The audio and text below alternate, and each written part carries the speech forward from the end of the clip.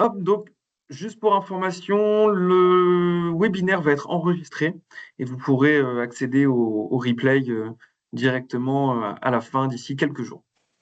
Alors, aujourd'hui, on va parler de facturation électronique, donc un sujet, comme je disais, d'actualité. Quelque chose qui va être mis en place très rapidement pour toutes les entreprises qui ont un numéro SIRET. Donc, vous êtes toutes et tous bien concernés par cette facturation électronique.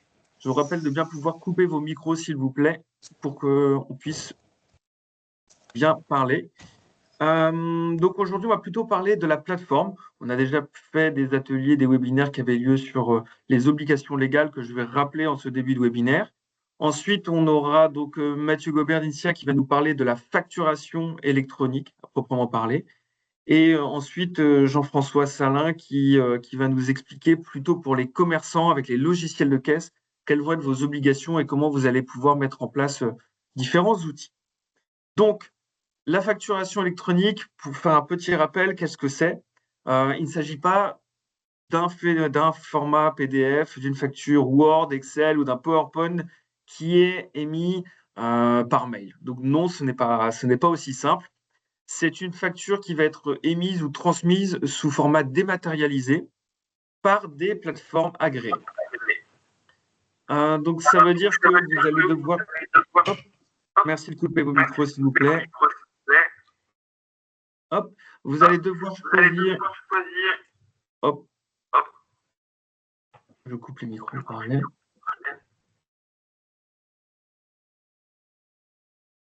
Donc, vous allez devoir choisir une plateforme qui s'occupera d'envoyer, de transmettre et de recevoir vos factures électroniques directement. Alors, quand on entend facturation électronique, obligation légale, on a l'impression que c'est une particularité française, que c'est l'État qui nous demande encore une fois de rajouter des éléments et des couches supplémentaires pour pouvoir contrôler nos actions ou ce qu'on peut mettre en place. Non. La facturation électronique, ça existe déjà depuis des années. Avant même les années 2020, avant le Covid, c'est quelque chose qui existait déjà depuis longtemps en Amérique du Sud. Et comme vous pouvez le voir ici sur ce schéma, il y a plusieurs pays, même la majorité des pays dans l'Union européenne, qui ont mis en place cette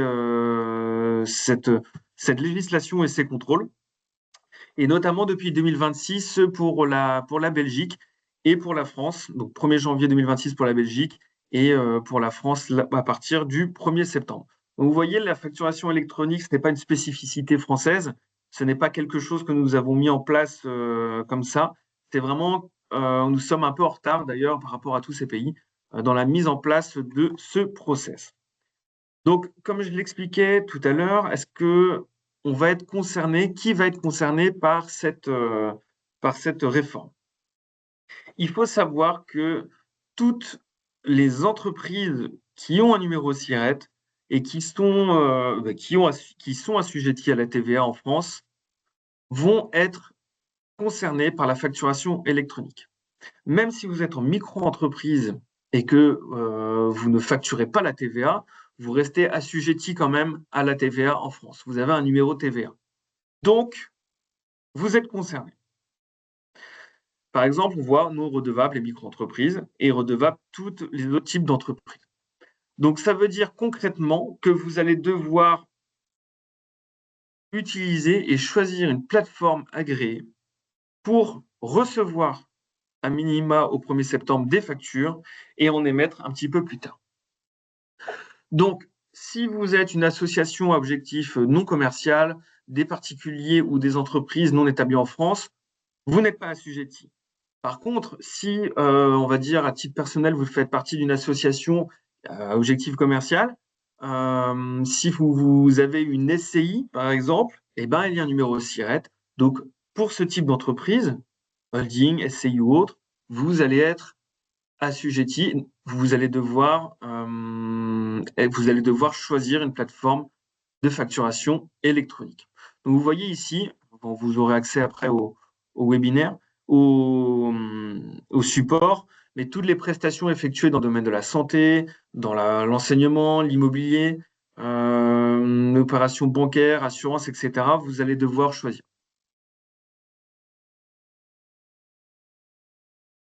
Le calendrier de la réforme, eh ben, c'est assez simple. À partir du 1er septembre 2026, toutes les entreprises vont devoir choisir une plateforme pour recevoir des factures électroniques.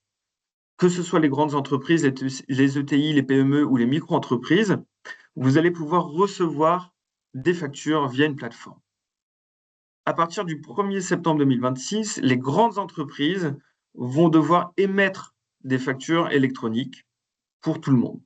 Donc, c'est-à-dire que si vous êtes une micro-entreprise et que vous recevez une facture, que ce soit pour le téléphone, pour l'EDF ou pour n'importe quelle entreprise, mais grande entreprise, toutes leurs factures vont arriver via des plateformes. Donc, vous allez devoir vous inscrire sur une plateforme agréée pour pouvoir consulter, recevoir les différentes factures électroniques. N'hésitez pas en parallèle à poser vos questions dans le chat pour que je puisse y répondre également. Donc, il y aura deux grandes choses qui vont arriver, deux grands types de plateformes qui vont arriver par la suite. C'est un pour les entreprises en B2B. Donc, pour tout ce que vous allez facturer en B2B, il faudra envoyer des factures électroniques. Pour les particuliers, je pense notamment aux commerçants, vous n'allez pas faire de facture à chaque fois que quelqu'un vous paye 1 euro, 2 euros ou pour tous vos clients. Donc, à la place du ticket de caisse, avec les caisses électroniques notamment, il faudra faire un e-reporting à partir du 1er septembre 2027 pour pouvoir amener à l'administration fiscale toutes les informations de paiement de vos différents clients. Je ne sais pas si c'est clair pour l'instant. Dans tous les cas, n'hésitez pas à poser vos questions. Et je vais laisser la main à Mathieu Gobert, donc de INSIA, pour vraiment faire un focus sur la facturation électronique et le B2B notamment. Eh ben, merci Alexandre. Je vais partager mon écran. Voilà, j'espère que tout le monde le voit. Alors moi je suis Mathieu Gobert, le fondateur d'INSIA et chez INSIA nous pensons que tous les professionnels doivent pouvoir se libérer du temps pour leur plaisir. Et c'est pourquoi depuis la Pointe du Finistère à Brest même, nous développons un logiciel qui fait gagner du temps à des milliers d'entreprises pour gérer leurs achats, leurs ventes, donc les devis et les factures. Et en gagnant du temps, toutes les entreprises peuvent ainsi améliorer, développer leur activité et se concentrer sur leur métier. Donc, Insia, en quelques mots, c'est 10 ans d'expérience dans la gestion des ventes et des achats. On a une application qui s'appelle InFast, qui fonctionne également en mode hors ligne.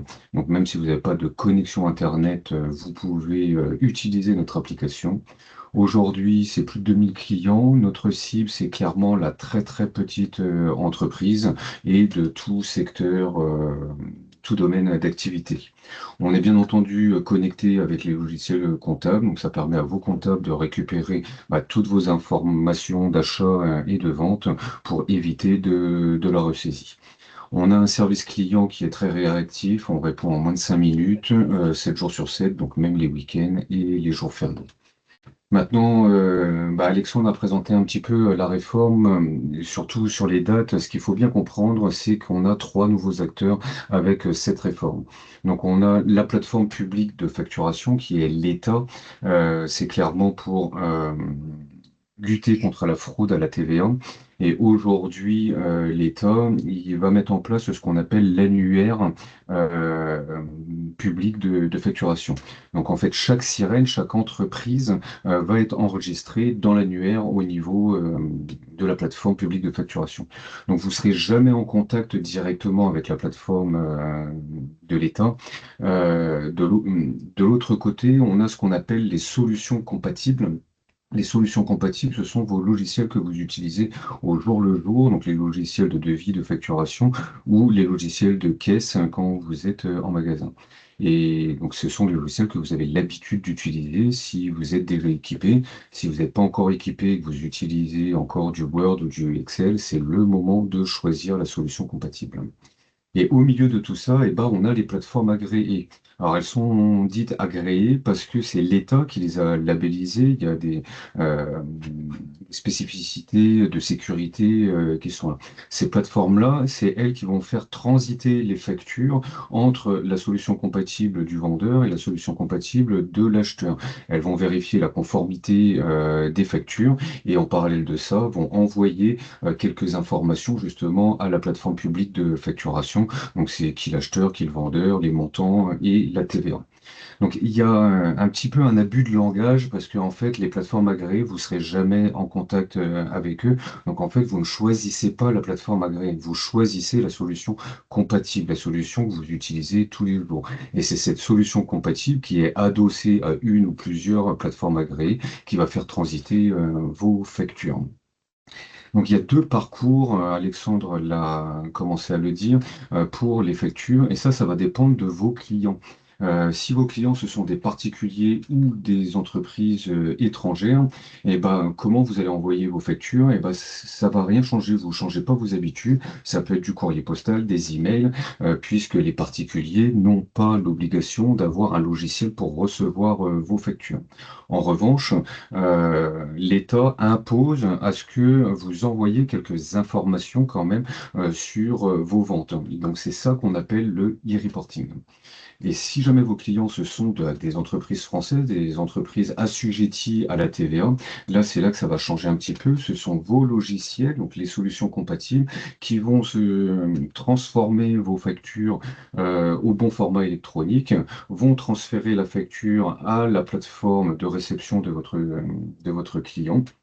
Et puis les informations à l'État, à la plateforme publique de facturation. Et là, c'est ce qu'on appelle le e-invoicing. Là, moi, je vais vous montrer un peu plus tout ce qui est invoicing. Donc, le parcours entre un vendeur et un acheteur pro. Et ben, le vendeur, il va commencer avec sa solution compatible, son logiciel de devis facture. Il va faire sa facture. Quand il va, hop, je reviens en arrière, il va l'envoyer, une fois qu'il va finaliser sa facture, ça va être sa plateforme agréée d'émission, donc là ça va être n'importe laquelle, hein, si c'est souvent du logiciel, qui va la recevoir, va vérifier qu'elle est conforme, et si tout est bon, va envoyer justement quelques informations à la plateforme publique de facturation, donc qui est l'acheteur, qui est le vendeur, les montants qu'il y a à l'intérieur. Et en parallèle, on va envoyer cette facture-là à la plateforme agréée de réception de l'acheteur. Donc c'est pour ça qu'on vous demande pour le 1er septembre 2026. Alors c'est la date limite, hein, il faut s'y préparer avant. Donc là, on va être capable de vous envoyer à cette plateforme-là la facture. Et la plateforme de réception enverra la facture dans votre logiciel compatible. Et ce qu'il va y avoir de nouveau dedans, c'est qu'il y a des remontées de statut. L'acheteur va pouvoir dire s'il accepte ou pas la facture, s'il vous envoie le paiement, s'il refuse la facture, parce que bah, la facture, il y a des erreurs dedans. Et cette remontée de statut va remonter directement dans la solution compatible du vendeur. Donc vous serez instantanément mis au courant si ça a été accepté, mis en litige. Il y a différents statuts qui vont être là-dedans. Alors j'entends souvent parler comme quoi on n'aura plus le droit d'envoyer d'email.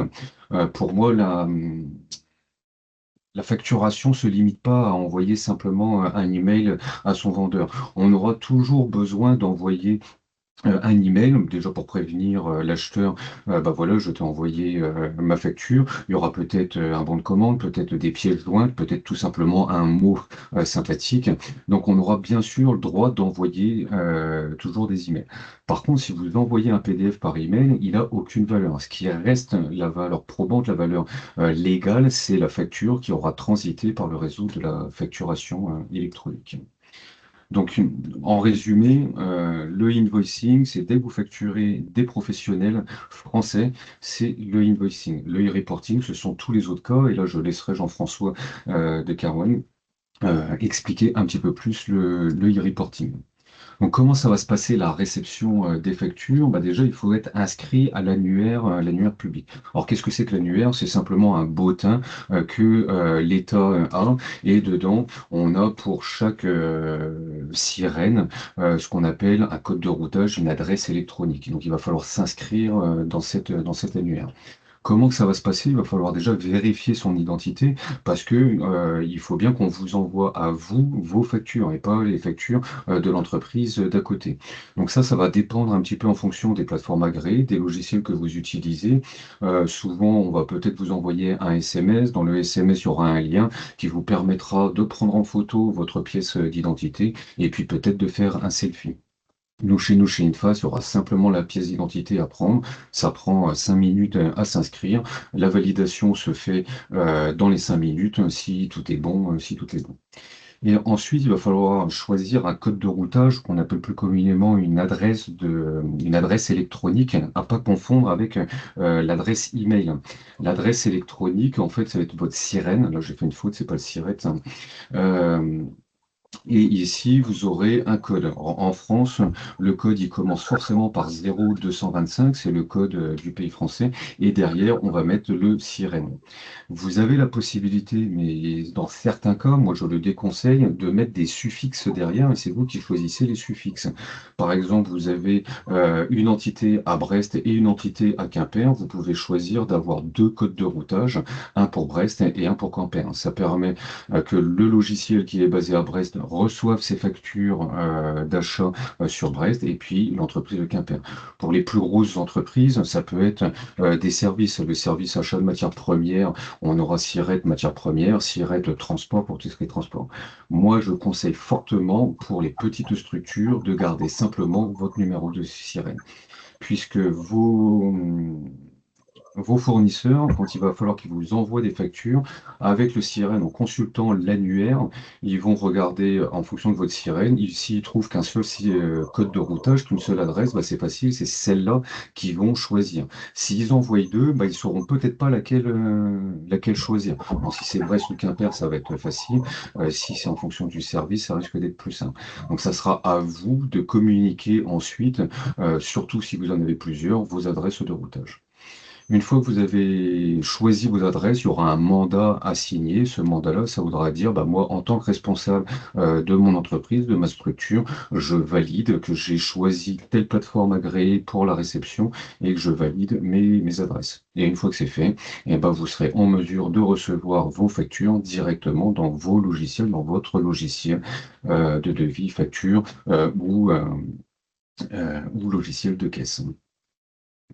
Donc maintenant, voilà, aujourd'hui, une solution compatible, donc que ce soit un logiciel de devis, facture, un logiciel de caisse, suffit largement. Pas besoin d'aller chercher une plateforme agréée, comme je l'ai dit tout à l'heure.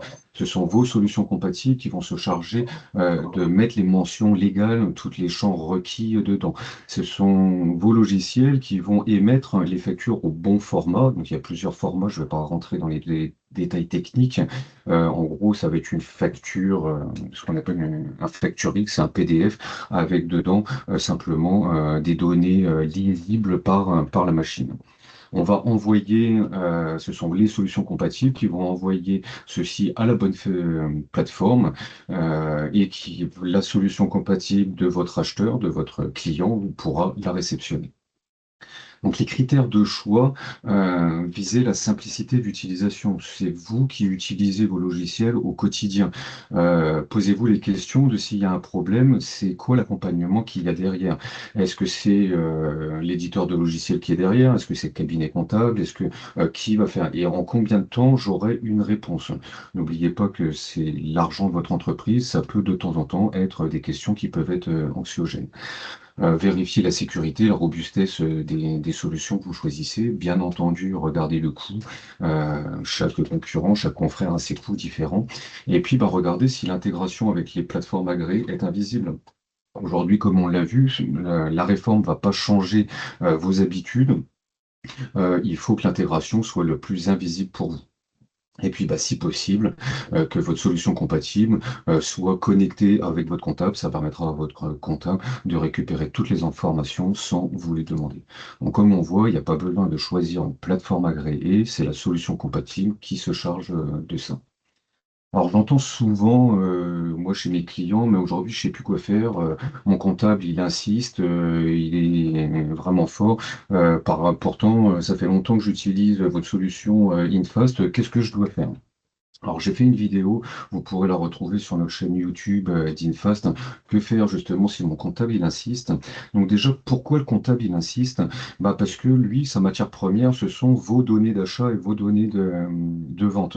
Donc lui, plus il va récupérer ces données-là simplement et sans effort, et bah il va gagner du temps. Maintenant, ils ont des métiers qui sont très complexes et ils ont aussi des logiciels qui sont complexes. Donc c'est pour ça, n'oubliez pas que votre logiciel, c'est vous qui allez l'utiliser au quotidien. Moi, ce que j'aime à dire, c'est que le partenaire comptable, c'est pas un partenaire qui est imposé, c'est un partenaire que vous avez choisi. Et puis, c'est un partenaire qui est là pour vous conseiller. Vous, en tant que chef d'entreprise, vous êtes là pour décider. Et il y a trois questions simples à poser. Alors, je dis au comptable, mais c'est pareil avec les banques, hein. On voit beaucoup de banques en ce moment qui sont en train de forcer à utiliser leur logiciel. Posez simplement trois questions. Est-ce que j'ai le droit de tester votre logiciel avant de faire un choix? Est-ce que je vais réussir à m'adapter à votre logiciel? Comment va se passer la migration des données? Parce que bah, moi, ça fait X années que j'utilise tel et tel logiciel. On sait que les migrations de données peuvent être compliquées.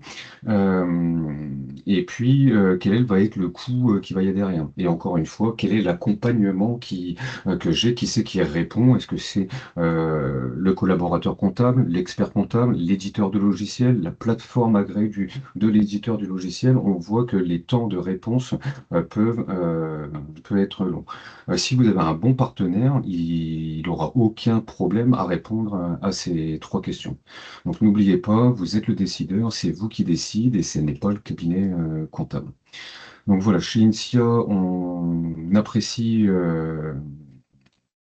recevoir des questions. On est là pour vous accompagner. Si tout n'est pas clair, n'hésitez pas à scanner ce QR code et puis ça vous permettra de prendre des rendez-vous dans nos agendas. Et puis avec une petite visio en 1-1, on répondra à toutes vos questions. Donc, bah, merci de m'avoir écouté. Je vais laisser la main maintenant à Jean-François. N'hésitez pas à venir découvrir Infast via cette adresse-là. Et puis, vous avez un code de réduction de 10% sur votre premier abonnement avec le code CCI29. Sur le site, en ce moment, on est jusqu'à 30%, mais n'hésitez pas. Voilà, merci. Je Merci laisse la Mathieu. main. Avant que Jean-François, tu prennes la main, donc un petit complément. Donc c'est vrai que vous allez, dans tous les cas, partager en théorie, dans l'idéal, vos informations avec l'expert comptable. Comme on l'a dit, à terme, ça va pouvoir vous permettre de pré-remplir et de donner toutes les informations, notamment pour la déclaration de la TVA. Donc il est très important pour vous, quand vous choisissez votre plateforme quand vous allez le faire, de bien échanger avec votre expert comptable, qui est normalement une personne et un partenaire de confiance, afin d'avoir un outil qui soit adapté et qui fonctionne avec les attentes de l'expert comptable. Il y avait quelques questions également, Mathieu, Mhm. notamment par rapport à Chorus et la fonction publique. Donc, est-ce qu'il y a des liens par rapport avec quand on va facturer sur un appel d'offres, un marché public, pardon, quand on va facturer directement des entités publiques, est-ce qu'il y a des liens entre la plateforme agréée et Chorus? Alors tout à fait. Aujourd'hui, quand vous facturez donc une collectivité, vous êtes obligé de déposer vos factures sur une plateforme qu'on appelle Chorus Pro. En fait, l'État a bien fait la chose et puis très récemment, Chorus Pro va devenir une plateforme agréée. Donc en fait, là, ça sera encore beaucoup plus facile. Vous choisirez dans votre client. Les collectivités ont également des numéros de sirène. On enverra via les plateformes agréées directement. Et Chorus Pro étant une plateforme agréée, Chorus Pro recevra la facture. Donc ça va simplifier tous ces échanges. Une petite question aussi, hop, je remonte un peu plus tôt, c'est est-ce que vos logiciels, donc je pose la question à tous les deux, permettent de faire de la gestion de stock? Alors là, il va falloir regarder. Alors nous, on fait pas En de gestion détail. de stock chez nous, chez Infast. Kerawen, je laisserai Jean-François répondre.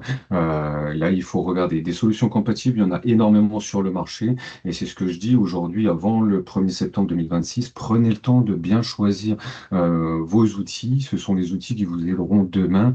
Et puis choisir tout ça avant le 1er septembre qui vient. Oui, par rapport à Caraway, oui, je vais vous présenter, en effet, on gère la partie stock, oui. Ok, et après, quelle est la fourchette de prix entre les différentes plateformes? Alors là, j'ai envie de vous dire, plutôt en regard extérieur, ça va de 0 à plusieurs centaines d'euros minimum. En fait, tout dépend de vos besoins. Il peut y avoir des entreprises qui facturent un abonnement mensuel classique avec un nombre de factures limité, enfin, inscrit dans le contrat, et d'autres qui vont plutôt facturer ou proposer des tarifications justement à la facture. Donc, on peut pas dire qu'il y a vraiment de fourchette de prix. C'est comme quand vous venez me voir pour me dire combien coûte un site internet. Tout dépend des besoins, tout dépend des acteurs et tout dépend de combien de votre volume aussi de travail. Je sais pas si vous pouvez. Tout à fait. Je dis souvent que ça va entre 0, gratuit, et 60 centimes. Il y a des choses gratuites. Souvent, c'est parce que l'éditeur est capable de monétiser autrement. Faites attention, la gratuité cache peut-être des choses où voilà. Et n'oubliez pas qu'il y a un gain de temps. C'est vrai que là, on n'a pas le temps de parler des gains de temps qu'apporte cette réforme. L'État et plusieurs expertises montrent que c'est entre 3 et 5 euros de gagné par facture. Alors, il n'y a plus de timbre. Je sais qu'on est en 2026, on n'en voit plus par timbre. Mais c'est un temps de gagner pour vous. Et le temps, c'est de l'argent. Donc, c'est pas parce que émettre une facture vous coûte 10 centimes que c'est cher, parce que derrière, vous allez gagner du temps. Vous allez gagner du temps également sur la récupération des paiements. On continue rapidement avec les questions. Notre fournisseur de logiciels de gestion commerciale travaille avec une plateforme et notre expert comptable avec une autre. Est-ce qu'on pourra fonctionner avec une plateforme de réception différente de celle de l'envoi ou est-ce que ça risque d'être compliqué? Alors c'est tout à fait possible. Vous avez le droit d'avoir une plateforme de réception, et dans ce cas-là, ça sera le logiciel de réception, celle de votre comptable que vous avez choisi, où vous recevrez toutes les factures d'achat. Et vous, si vous avez votre logiciel pour faire vos factures de vente et tout ça, bah, vous pourrez émettre avec la plateforme d'émission. Alors moi, c'est quelque chose que je déconseille. Pourquoi? Parce qu'en fait, bah, moi, j'aime bien centraliser toutes mes données d'achat et de vente sur le même outil. Et puis, en fonction des solutions compatibles, vous allez peut-être avoir des graphiques, des statistiques, du prévisionnel. Et le fait d'avoir les achats et les ventes au même endroit,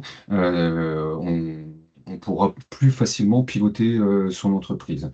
Donc après, si c'est la solution du comptable, en fonction du prix, de sa simplicité d'utilisation, de l'archive, ça peut être une bonne solution. C'est totalement autorisé dans tous les cas. Moi, je le déconseille. Alors, ce C'est qui que est ça risque- important, c'est qu'en réception, on peut avoir qu'une seule plateforme par société, alors qu'en émission, on peut en avoir plusieurs, donc une pour chaque logiciel, si jamais il y a plusieurs logiciels qui sont utilisés dans la société. Ouais, et ça risque d'être compliqué d'avoir plusieurs plateformes. Juste pour information, donc vous pourrez aussi choisir une plateforme et en changer par la suite. Voilà, ça reste quelque chose qui est faisable. Une petite question spécifique pour le BTP Chorus Pro. Alors moi, je ne pense pas que j'aurai la question, Madame Rioux, mais je vais juste vous transmettre juste après sur le site de l'Ordre des experts comptables, il y a des fiches par métier, par secteur d'activité. Donc peut-être que ça va répondre. Mais dans tous les cas, vous envoyez une facture à la personne qui va payer, enfin, vraiment le destinataire. Donc s'il y a un intermédiaire pour valider, s'il n'est pas le destinataire final, un intermédiaire pardon, pour valider, s'il n'est pas le destinataire final, pour moi, vous n'allez pas le facturer à cette personne directement. Ouais, Euh, pour la facturation électronique, pour l'autofacturage, pour des cas un petit peu compliqués comme ça, il y a la possibilité de renseigner d'autres récepteurs, on va dire, de ces factures-là. Mais là, ce sont vraiment des cas particuliers qui sont déjà écrits ou en cours d'écriture au niveau de la réforme. ouais. Je tiens vraiment à préciser que si vous avez des questions, il y a quand même aussi deux autres acteurs incontournables qui peuvent y répondre. Donc, la DGFiP, Direction générale des finances publiques, qui ont un service et qui vont être aussi votre interlocuteur pour la mise en place de cette réforme. Donc, n'hésitez pas à les contacter. Et encore une fois, votre expert comptable peut vous répondre aussi en partie pour ces questions très spécifiques à vos secteurs d'activité. Sans plus attendre, je vais laisser la main à Jean-François pour présenter Carawen et le e-reporting pour les commerçants et plutôt à destination des particuliers. Bonjour à tous. Donc Jean-François Salin, je suis le gérant de Kerawen, donc société aussi brestoise, qui a développé une solution pour vendre partout, donc à la fois en magasin mais aussi en ligne, avec un pilotage qui est centralisé pour vous faire gagner du temps et avoir toutes vos données qui sont complètement centralisées. Le but, c'est de vous aider à vendre plus, à augmenter les paniers moyens, à faciliter la vie de vos vendeurs en magasin et de gérer à la fois les ventes magasin et en ligne. Alexandre, si tu peux passer au slide suivant. Donc, on existe depuis plus de 10 ans. On a plus de 500 clients actifs aujourd'hui dans 3 pays, donc France, Belgique et Suisse. Et notre ADN, c'est d'être transparent. Donc, vous pouvez tout tester gratuitement, nos outils, avant de démarrer. Et si vous démarrez avec Caravan, il n'y a pas d'engagement dans la durée. C'est une sécurité pour vous que vous pouvez arrêter quand vous le souhaitez. Ça inclut le service client. Et on a des tarifs qui sont assez compétitifs et qui permettent à la fois de gérer le magasin physique et le web. Donc, je précise, on est éditeur. Donc c'est nous qui avons créé et qui maintenons ce logiciel et qui faisons évoluer chaque jour. Est-ce que tu peux juste recouper et remettre ton micro parce qu'il y a peut-être quelques soucis pour certaines personnes? Ah, Juste relancer le micro, on va voir. est-ce que c'est mieux là? Est-ce que vous m'entendez mieux quand je parle comme ça? Pour moi, c'est bon. Mais voilà. Je te laisse continuer du coup. Donc, du coup, concrètement, comment ça fonctionne? Vous avez votre logiciel de caisse qui est certifié N525. Vous avez la possibilité donc de connecter un site e-commerce PrestaShop. Donc, PrestaShop, c'est un logiciel français gratuit, open source, qui est utilisé par plus de 250 000 sites web. Et donc, bah, tout est commun entre magasin et web. On est parti un peu à l'envers des logiciels de caisse traditionnels. On est venu réutiliser tout ce qui existait dans le e-commerce, catalogue articles, les comptes clients, etc., pour le rendre disponible en magasin physique. Et on est venu du coup rajouter ce qui manquait pour gérer le magasin physique. Donc il n'y a pas vraiment de synchronisation puisqu'il n'y a qu'un seul système et les données sont mises à jour en temps réel. Et en plus, grâce à l'écosystème de PrestaShop qui est assez riche, hein, c'est plus d'1 million de personnes, vous avez la possibilité de rajouter plein de solutions, notamment d'aller vendre sur toutes les marketplaces.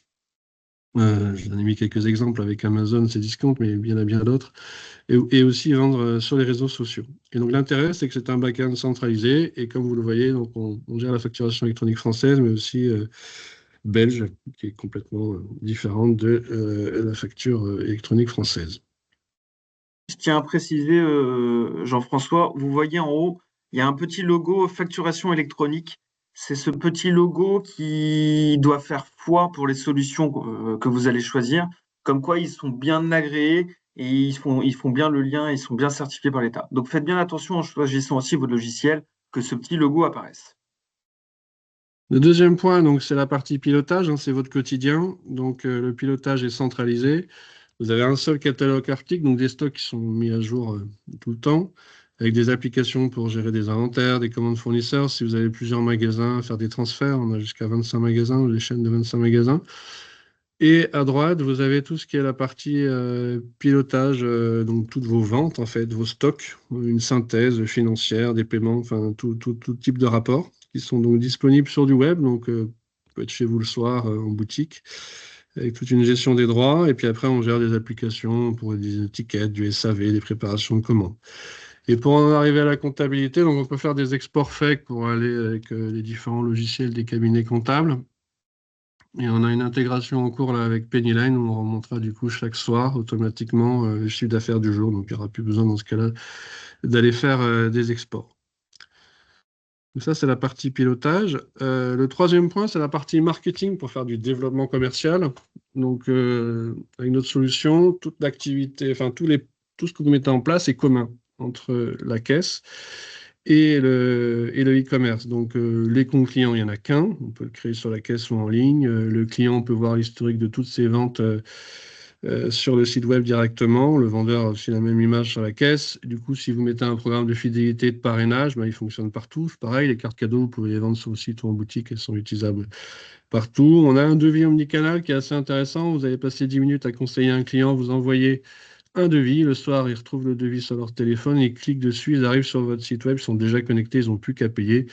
Et vous pouvez combiner ça avec un coupon éventuellement limité dans le temps pour inciter à transformer ce devis en commande.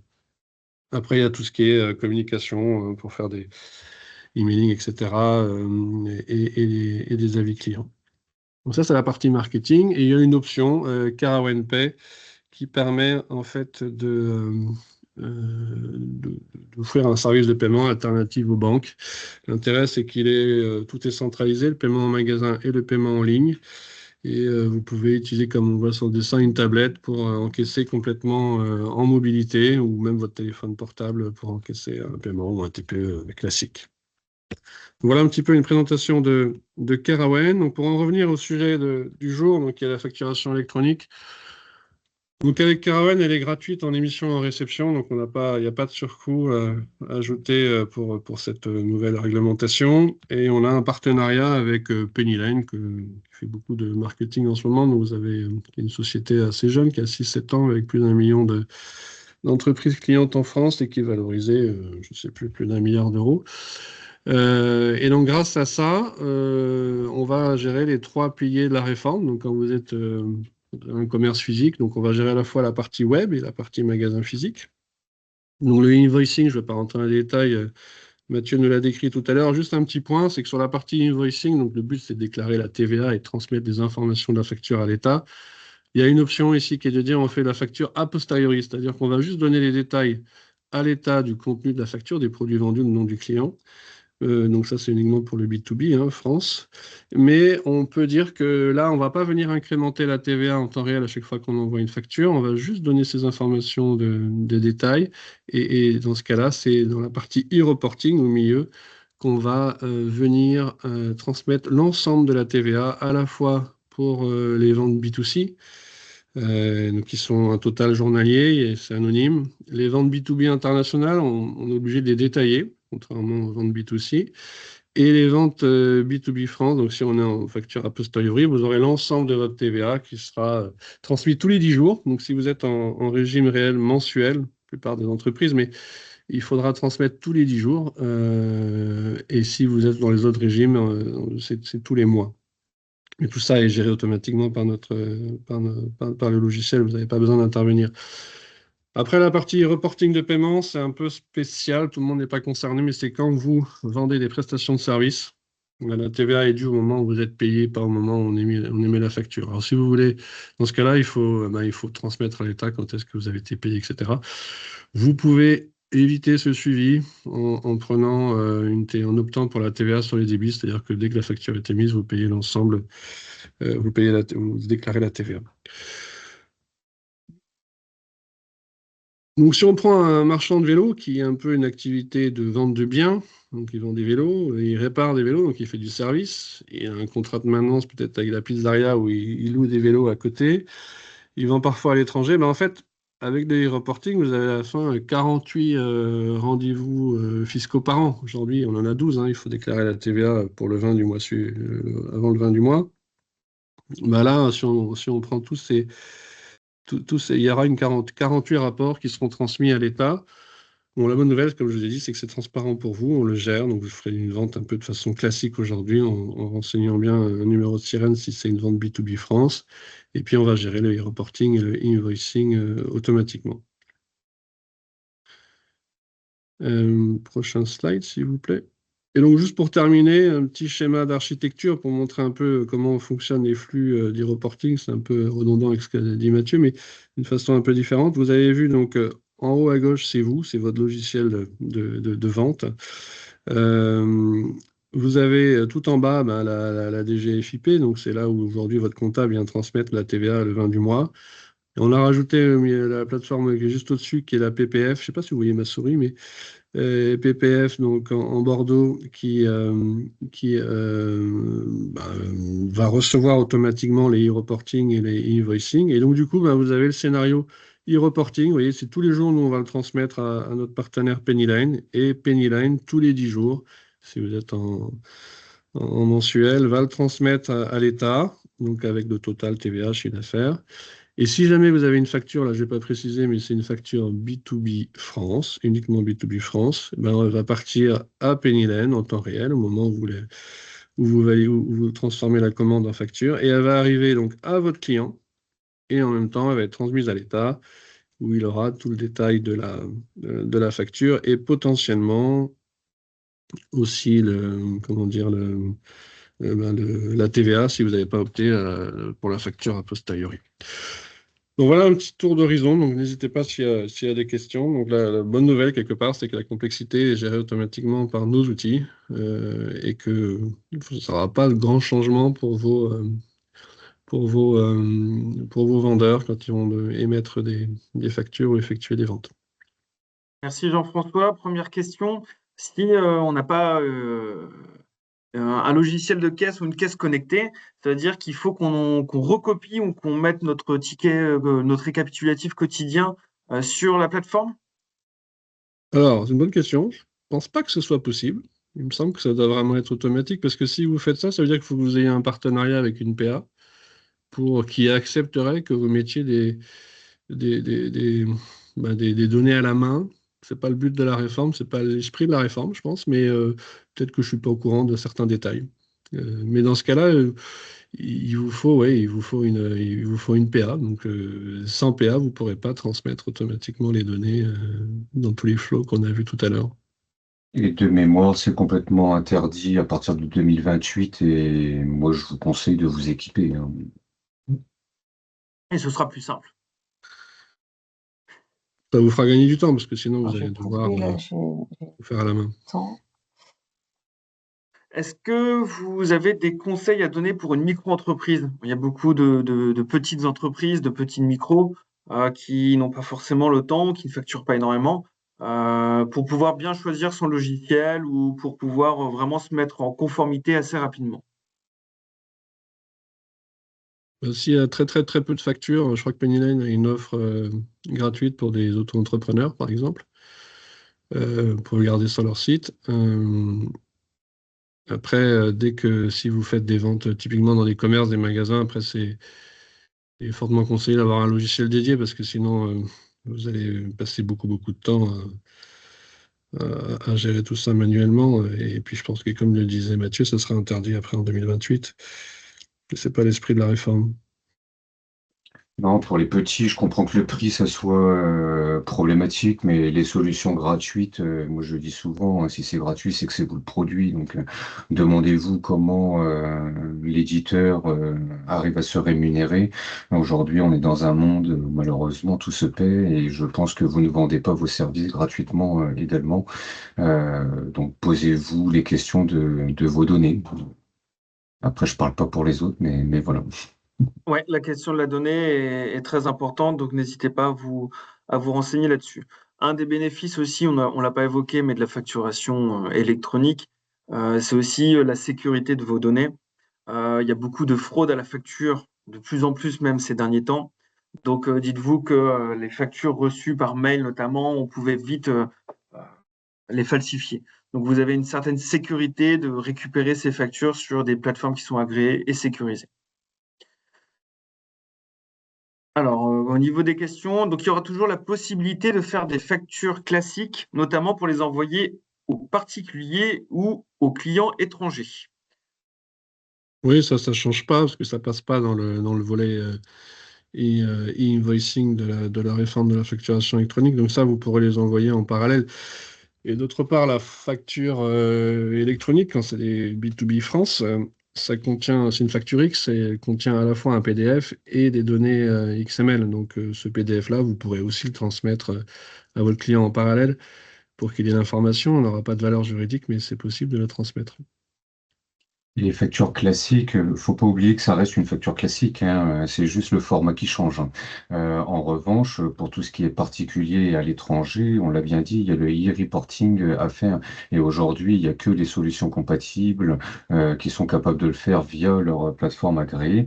Si vous continuez à faire des PDF avec Word, alors je le répète, c'est pareil, hein, depuis 1er janvier 2018, il est interdit de faire des factures avec des logiciels qui ne sont pas certifiés.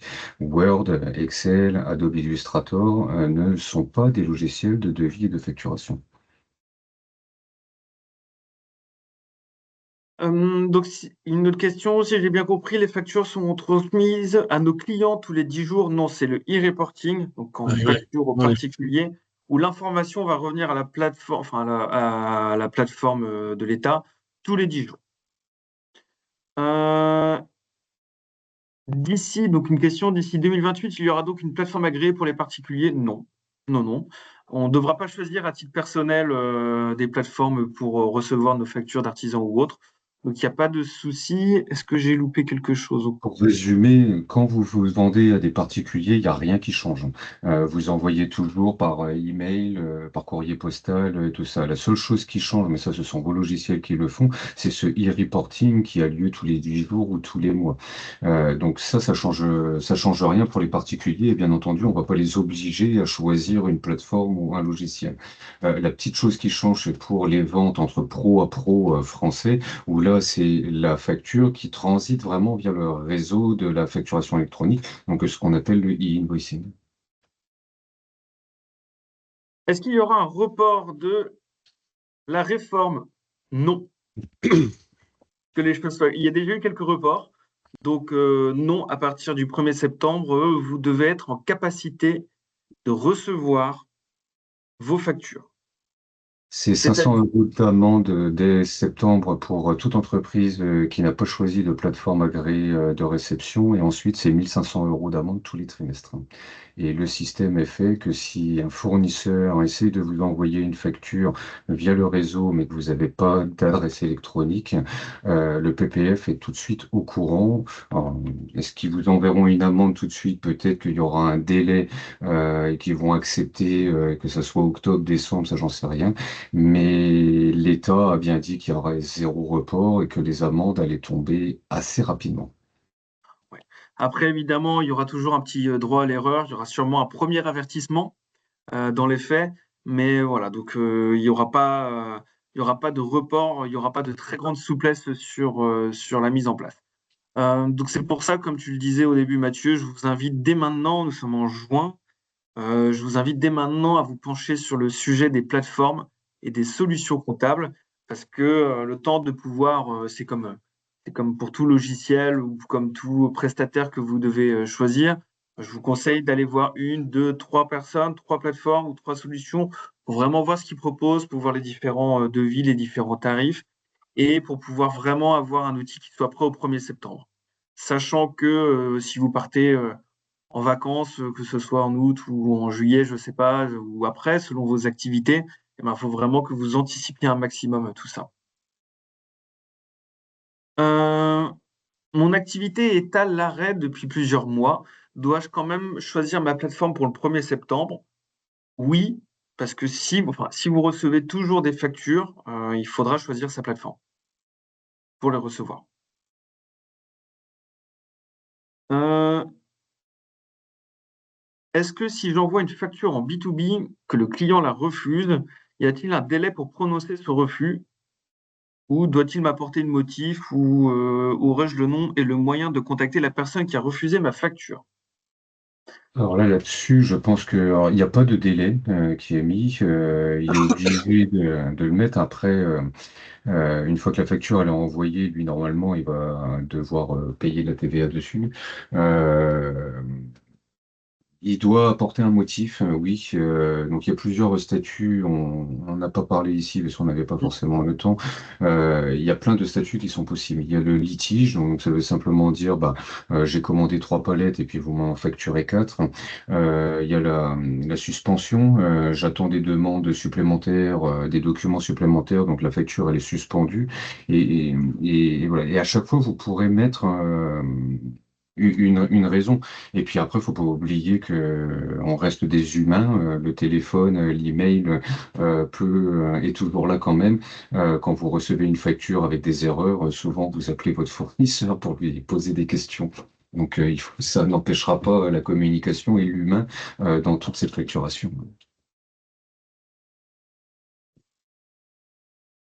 Alors, les fournisseurs importants de la région dans le domaine du bâtiment ne sont pas à ce jour référencés dans l'annuaire, d'où mes interrogations pour la date du 1er septembre. Alors oui, il y a un retard sur l'annuaire.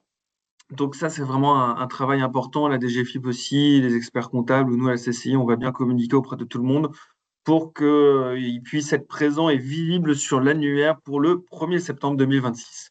Donc, ça ne changera pas la date butoir dans tous les coins. Aujourd'hui, il y a Euh, 45% des entreprises qui sont inscrites à l'annuaire. Ce sont majoritairement des petits et justement les très gros prennent leur temps. Il faut savoir que pour les très gros, s'ils sont très gros, ils ont aussi des process très complexes. Et donc ils attendent peut-être le dernier moment. Mais là, moi, je viens de recevoir des emails de Amazon qui commencent déjà à configurer, à ce qu'on configure l'information là. Mais pour vous, faites ça avant les vacances, partez en vacances la tête tranquille, inscrivez, bah, choisissez votre solution compatible, inscrivez-vous avec cette solution-là ou celle de votre comptable ou de votre banque et soyez prêts. N'attendez pas le dernier moment. Il y a 8 millions d'entreprises à inscrire au 1er septembre, au maximum au 1er septembre 2026. Ne faites pas ça le 31. Va y avoir des embouteillages, ça va prendre du temps. Ça prend 5 minutes à s'inscrire. Euh, Partez en vacances la tête tranquille. euh, je ne reçois pas de facture, j'en émets uniquement. Le délai n'est-il pas septembre 2027 pour adhérer au nouveau système? Alors moi, par précaution, je dirais quand même de choisir pour 2026, pour septembre 2026, parce que vous ne recevez pas de facture, mais peut-être que vous allez avoir un problème un jour ou recevoir une facture n'importe laquelle, et c'est pas à la dernière minute que vous choisirez une plateforme, donc il vaut mieux anticiper pour moi et en choisir une dès septembre 2026. Et puis, si jamais il y a eu une erreur et qu'il y a quelqu'un qui essaye de vous envoyer une facture, même si c'est pas vous, l'État sera au courant que vous n'avez pas choisi de plateforme. Alors là, je sais pas trop comment que ça se passe, hein. On voit beaucoup de micros, d'auto-entreprises qui sont dormantes parce que on fait une facture tous les ans ou c'est juste pour arrondir les fins de mois. Euh, Moi, je serais vous, je choisirais quelque chose comme ça. Et une dernière question, il paraît donc impossible de se mettre directement en lien avec une plateforme agréée pour lui transmettre nos factures Excel ou PDF et qu'elle les traite pour les faire un e-reporting. C'est bien ça? C'est bien ça. Non, On c'est ne pas sera pas en contact possible. Non, c'est des intégrations qui sont assez lourdes, mais je pense pas qu'il y ait de PA qui offre aujourd'hui une IHM pour pouvoir mettre à la main ces chiffres. Et puis les plateformes, elles s'intéressent pas aux petites entreprises unitaires, elles cherchent à avoir tout de suite 2000, 5000, 20 000 clients d'un coup. Donc les plateformes agréées ne vont pas aller chercher l'entrepreneur. Les plateformes agréées vont chercher des solutions compatibles comme Keraway, comme Infast. Et donc c'est ce qu'on a dit depuis le début, hein, c'est vraiment le logiciel que vous utilisez au jour le jour qu'il faut choisir. Il faut s'assurer qu'il est bien compatible avec les plateformes agréées, mais aujourd'hui, je pense que 99% des éditeurs de logiciels vont se mettre aux normes, sinon ils vont perdre 100% de leurs clients.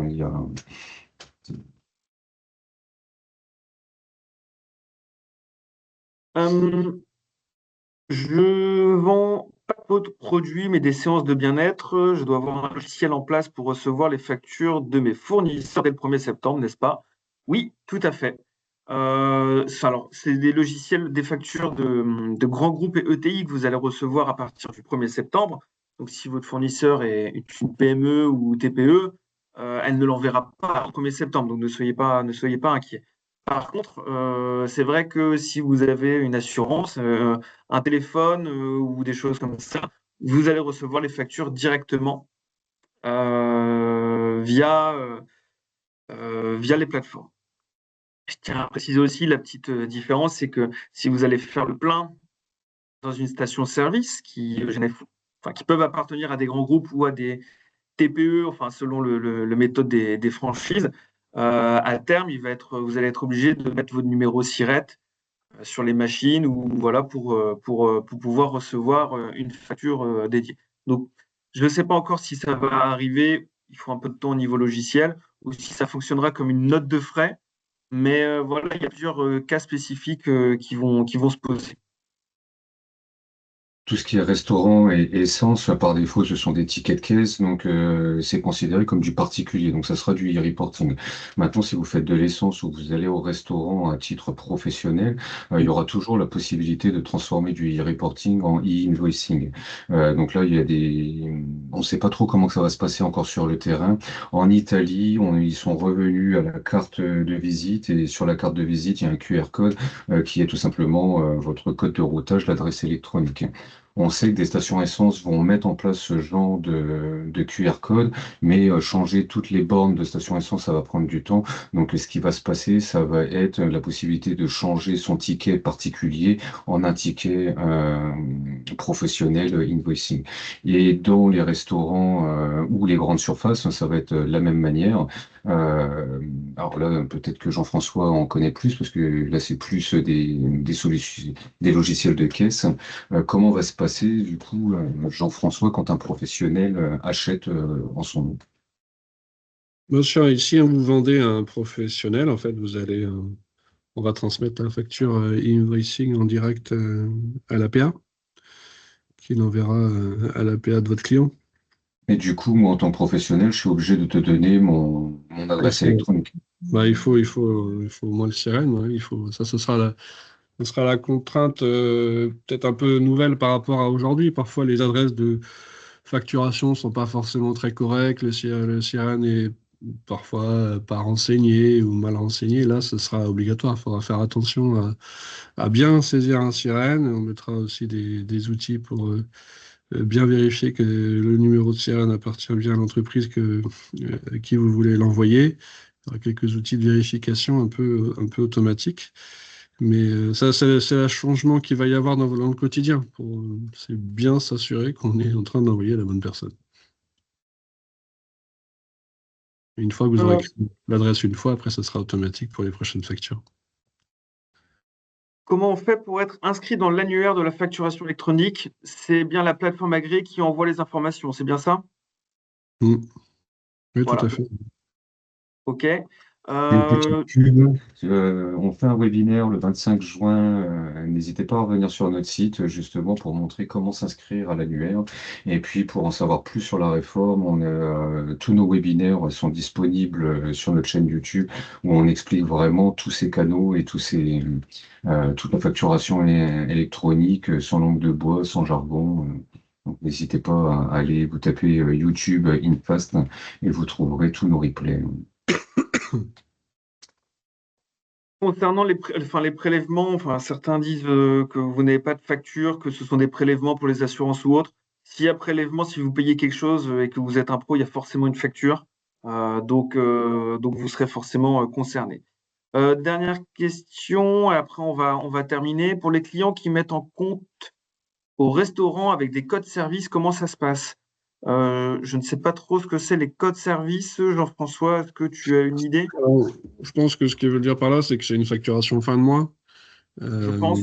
donc là, après, probablement, ça dépendra des logiciels, mais une façon de le faire, c'est de faire un e-reporting tous les 10 jours avec l'ensemble du chiffre d'affaires, donc la TVA de toutes les ventes, même celles qui sont en compte, et à la fin du mois, d'envoyer une facture a posteriori qui regroupe en fait les ventes du mois. Il faut préciser, donc, mais bien rappeler que quand vous avez des logiciels de caisse ou quand vous faites à deux types de cibles, comme ça, il n'y a pas de doublon. Ce que vous mettez en B2B en facturation électronique ne doit pas apparaître dans votre e-reporting. On considère que pour les commerçants, c'est un peu différent pour ceux qui n'émettent quasiment que des factures, mais pour les commerçants qui ont beaucoup de B2C et un peu de B2B, ben, c'est que la facture, elle est a posteriori, c'est-à-dire qu'elle est juste là pour transmettre des informations à l'État, au destinataire, mais tout ce qui est TVA, chiffre d'affaires, c'est tous les 10 jours et ça inclut tout. Comme ça, on a un chiffre, il est global, c'est pas un mélange entre une partie Voilà. reporting, une partie invoicing qui est difficile, qui nécessite après une analyse pour comprendre si on a besoin de rentrer dans les détails. Donc nous, on préfère la solution de la facture a posteriori. Très bien.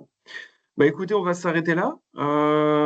Merci à Mathieu, merci à Jean-François pour vos interventions. J'ai mis une petite slide de fin où vous pouvez scanner les QR codes pour aller voir les sites, vos sites internet. N'hésitez pas aussi à vous abonner sur LinkedIn ou sur les différents réseaux sociaux à nos trois structures pour avoir toutes les actualités concernant la facturation électronique.